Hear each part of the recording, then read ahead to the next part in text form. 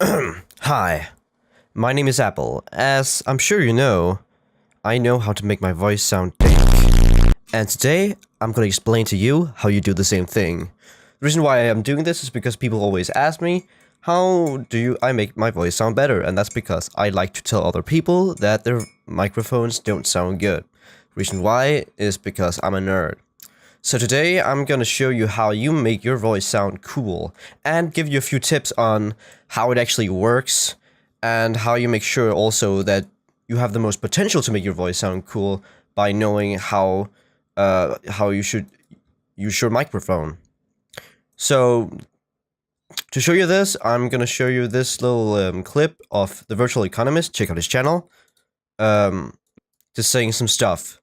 Hello there, Apple. This is Ben here from the Virtual Economist, and this is obviously just a little test recording, so hopefully you'll be able to make my voice sound very awesome and not horrible, and hopefully this mic doesn't ruin it all. Anyway, I'm just going to be making up some random stuff for 30 seconds here, so you can actually have a 30-second sample. So I'm just randomly saying stuff off the top of my head, which I'm not actually coming up with anything, which is pretty cool. Anyway, I feel like we're getting pretty close to 30 seconds, which is obviously the most ideal time. So when it gets there, I will just go ahead and stop the recording, which should be, pretty awesome. Anyway, looks like we're getting towards the end of the recording. So anyway, until next time, guys, thanks for watching. Now, let's do some analysis first of the audio file you have given me, Virtual Economist. I originally made this video for the Virtual Economist, but I think actually I'm going to do more of these tutorials because it's like kind of nice to just have like a library of things you can send fans and friends, because I always like to like help people with this kind of stuff. I love explaining technical aspects of things, which is why originally I did TIF2 videos, how to trick stab and stuff, because I love to explain technical things. Now obviously I don't do TIF2 anymore, but I still love explaining stuff. One thing you have to remember is firstly, you have to speak very clearly and be around, I would say, let me go to my mixing thing here so it's a little bit easier to show you. I have this workshop like set up for mixing, and the reason why is because it's really useful when you want to do proper sound setup and making sure that all the sounds are mixed correctly together so you don't get like huge variations in the audio volume, which is because that's like really fucking irritating. Don't be one of those people. This is your audio meter, and it's your best friend when it comes to checking if your voice volume is right.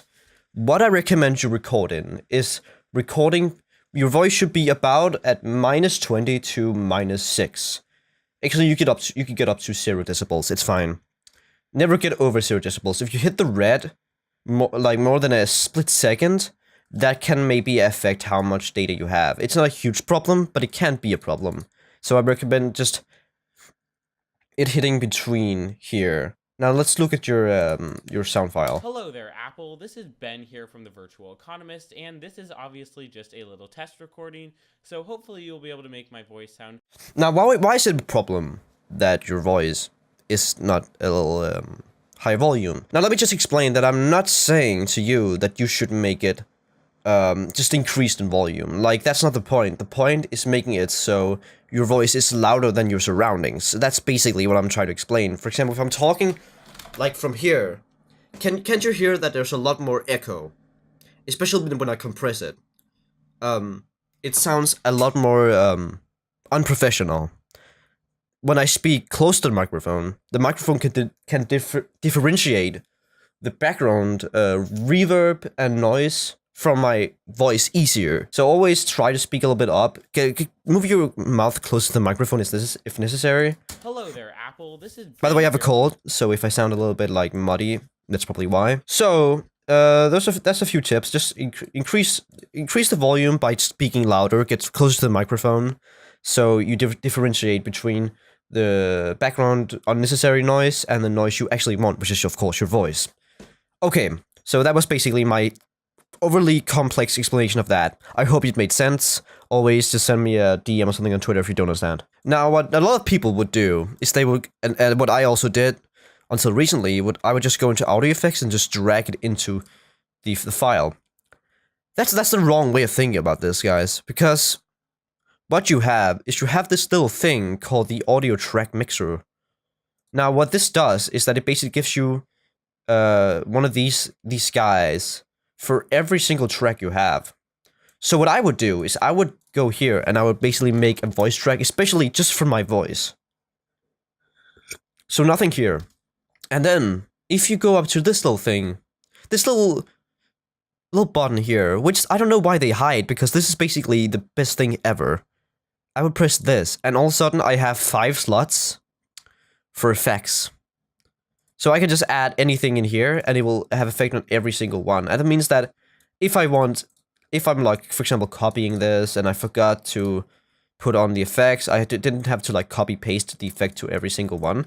It would just automatically be applied to it through the mixer. Hello there, And I also have a master, so if I wanted to maybe check the audio level on the master or make sure that it's a little more compressed or something like that, I could do that too. Now let's talk about some good effects I would add on my microphone. The best thing to talk about first is equalizing. Basically, audio is energy sent to your ear in different frequencies, high frequency, low frequencies, and obviously that is the same as high tune and a low tune. When you're talking in nearly the whole spectrum. So as you can see, this is the spectrum. It goes from it's in hertz, which is basically a way of talking about frequencies.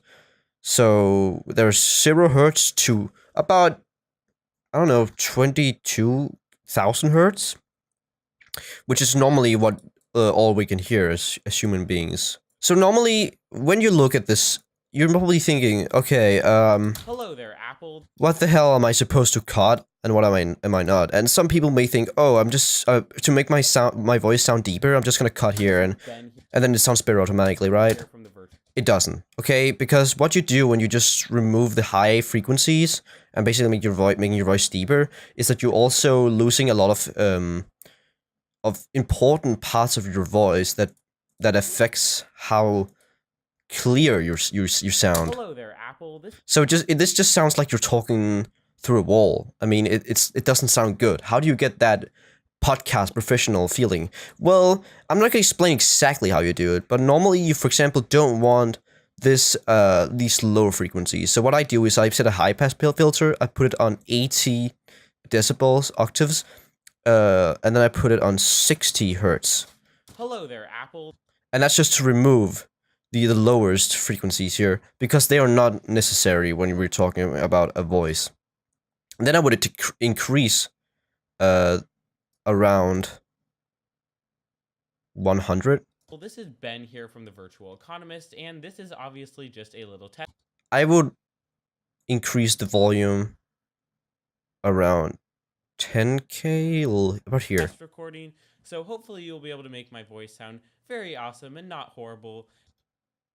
Then I would decrease around 200 to 300. And hopefully this mic doesn't ruin it all. Anyway, I'm just going to be making up some random stuff for 30 seconds here, so you can actually have a 30-second sample. So I'm just randomly saying stuff off the top of my head, which I'm not actually coming up with anything, which is pretty cool. Anyway, I feel like we're getting pretty close to 30 seconds, which is... So you want to have the high frequencies and low frequencies be more noticeable, and maybe decrease a little bit in the mid frequencies. The reason why is because that's where you get that really fucking boring, stale-ass sound that this really isn't interesting to listen to. Midtones are normally really fucking boring, and our voices are like really focused on this area, and that is a bad thing, actually. Hello there, Apple. This is Ben here from the Virtual Economist. The best thing is just to look at the spectrum and listen at the same time, and just look at where it is the cut is best. You can decrease and increase the whiteness of the cut, of these cuts here, with this thing, these here, so you can see. Look. Hello. The best idea is just to try things out and just see what sounds best. Towards the end of the recording. So anyway, until next time, guys. Thanks. We should not overdo it, because then it sounds a little bit too over-processed. So let's see the difference now. Hello there, Apple. This is Ben here from the Virtual Economist, and this is obviously just a little test. So this is before. So hopefully this is after. You'll be able to make my voice sound very awesome. You're probably asking, Apple, this doesn't sound at all professional. Like, how do you make it sound so much better? And the secret is that there is this little thing called compression. Now, what is compression? Well, it's very simple, actually. You're just evening out the audio levels. You're basically making it so your voice hits the same volume a lot more often, and it's kind of like even out. And what it does is that it makes your voice sound thick, and more voluptuous. You can kind of say that. And there's a lot of different types of compressions. The best one, in my opinion, is the dynamic processor. What is the dynamic processor? Well, it's basically a graph that affects the output of the volume based on the input and this graph. So, for example, right now, if I go to -20 in the input, it will output -20. But if I do this, then all of a sudden, when it's outputting -20, it's inputting -20, it's outputting -5. Hello So there. this is how you make things sound a lot more compressed and therefore professional. So I would say it about this output thing here, the end, to about -6. I would then apply spline curve to get this more gradual effect. And I would do something like that. So firstly, I would like to see Hello where there. you hit when you're where your audio is. So I would say you're hitting around from -30 to -10. So that's where I'm gonna add most of the compression. So like this, a little bit gradual. Hello there, Apple. This is Ben here from the Virtual Are you Economist. noticing something wrong here? I am, and that is that it sounds like I'm artificially turning off and turning on the audio, and that's because there's too steep of a curve here, which means that all of a sudden there's a huge change in the audio levels all of a sudden, and it makes it sound like there's a noise gate on, which is not the best thing. Hello there, Apple. This is Ben here from the Virtual. Yeah, as you can see, this is not the best. This should be better. Just try a little bit out and you should just see what happens. Hello there, Apple. This is Ben here from the Virtual Economist, and this is obviously just a little test recording. So hopefully you'll be able to make my voice sound very awesome and not horrible. And hopefully this mic doesn't ruin it all. Anyway, I'm just going to be making up some random stuff for 30 seconds here, so you can actually have a 30-second sample. So I'm just randomly saying stuff off the top of my head, which I'm not actually coming up with anything, which is pretty cool. Anyway, I feel like we're getting pretty close to 30 seconds, which is... Now, if you think that's overdone, I would maybe agree a little bit. Let's just complete at the beginning. Hello there, Apple. This is Ben here from the Virtual And this is Economist, after? and this is obviously just a little test recording. I think it's a huge difference. And you can add additional things. For example, I would probably add a hard limiter. This is basically just a thing that says, okay, just cut it when it's at some specific amplitude. And you can also then just increase the volume and therefore make it even more extreme. So if I like set it at -6 and just make a crazy input boost, you can hear it. Hello there, Apple. It sounds really compressed. Hello there, Apple. This is Ben here from the Virtual Economist. Which makes things sound really good, actually. But a lot of the time, it can also be overdone, and then it feels really shitty. So I would normally put it at like 7.3 input boost, which basically just increases by 7.3 decibels, and then make a cut at -6 decibels. Hello there, Apple. This is Ben here from the Virtual Economist, and this is obviously just a little test recording. So hopefully you'll be able to make my voice sound very awesome and not horrible. And hopefully this mic doesn't ruin it all. Anyway, I'm just going to be making up some random stuff for 30 seconds here, so you can actually have a 30-second sample. If you talk closer to your microphone, it could sound a little bit better, I would say. Obviously, it helps if you have less echo. And that's basically my first try for this microphone. Obviously, I am not used to another person's microphone, so of course that affects the quality, especially because I would normally record in a way that makes sure that I get the best audio when I'm done.